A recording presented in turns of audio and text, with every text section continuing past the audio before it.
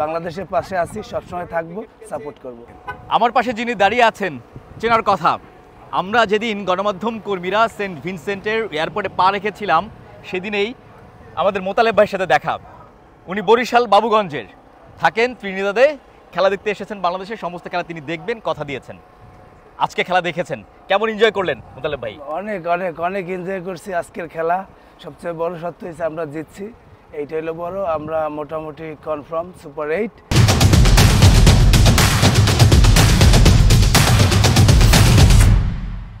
আর দ্বিতীয় কথা হচ্ছে king is back, Shakib is back, that's big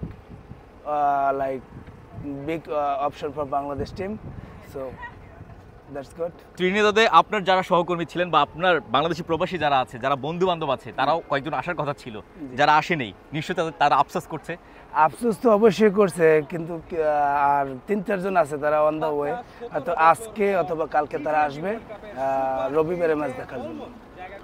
এরপরে প্ল্যানগুলো কি আপনার, আসলে কিভাবে ম্যাচ দেখবেন বা ওই যে বন্ধু বান্ধবরা আসতেছেন তারা নিয়ে কিভাবে প্ল্যান করছেন যে কিভাবে এনজয় করবেন মাঠে?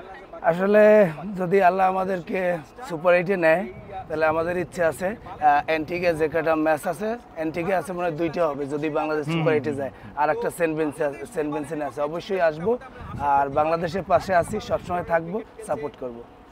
সাকিবের কথা বলছিলেন, কিং ইজ ব্যাক, রিশাদ কিংবা মুস্তাফিজ কিংবা তাসকিন কিংবা তানজিম সাকিব বা তানজিদ তামিম প্রত্যেকেই ভালো করেছে, জুনিয়ররা ভালো করেছে, দলীয় পারফরমেন্স করেছে, এটাই তো আপনারা চান দিন শেষে।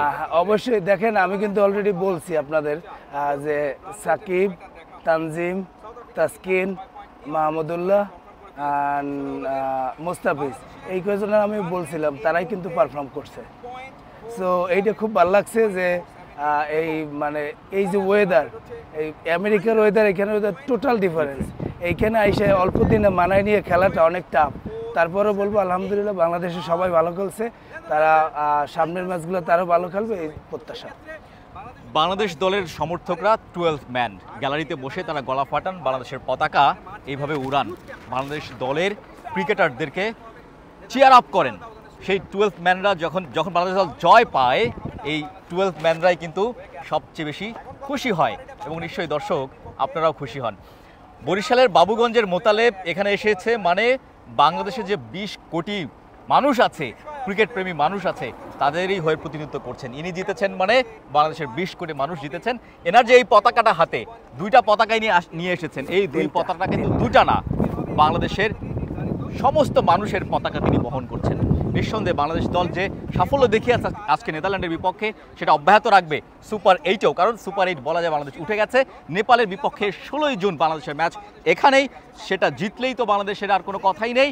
ইকুয়েশন ছোট্ট একটা আছে, সেটা হলো নেদারল্যান্ডস এবং শ্রীলঙ্কা ম্যাচে যদি শ্রীলঙ্কা জিতে যায় বাংলাদেশ অটো চলে যাবে, আর যদি নেদারল্যান্ডস জেতে তাহলে হয়তো নেট রান রেট হতে পারে যদি বাংলাদেশ নেপালের সাথে হারে। তার মানে বাংলাদেশ এবং নেপালের ম্যাচটা বাংলাদেশ জিতলে আর কোনো ইকুয়েশন থাকছে না, সেটা বলাই যায়। সুপার 8-এ বাংলাদেশ দল পা রেখেছে, সেখানে বড় বড় প্রতিপক্ষরাও নিশ্চয়ই অপেক্ষা করছে বাংলাদেশের জন্য, কিংবা বাংলাদেশও ভালো পারফরমেন্স করার জন্য মুখিয়ে আছে। Mahmudur Rahman, BD Crictime, Saint Vincent, West Indies, Kingston.